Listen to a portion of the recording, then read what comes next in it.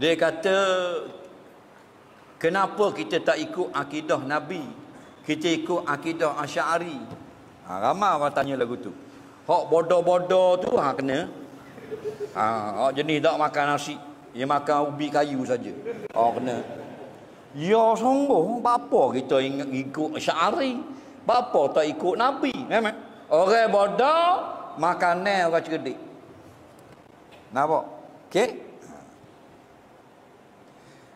Akidah Asy'ari tak ada. Yang ada Imam Asy'ari membukukan akidah Nabi. Tu ada. Faham? Jadi orang panggil akidah Asy'ari atau akidah Asy'ariyah kerana dia yang susung. Bukan akidah dia. Faham lagi? Sama macam Sahih Bukhari, hadis Bukhari. Kenapa orang tak panggil hadis Nabi? Apa orang panggil hadis Bukhari? Acik jawab. Sebab Imam Bukhari yang susung, maka orang panggil hadis Bukhari. Faham? Hadis Nabi tau. Hadis Nabi je tu.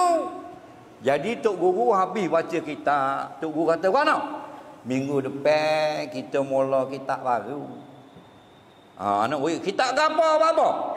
Minggu depan kita baca hadis Bukhari. Tafsir apa? Tafsir. Kita nak hadis Nabi. Bapa tanya balik, demo minum ketung. Hadis Bukhari itu hadis Nabi ya.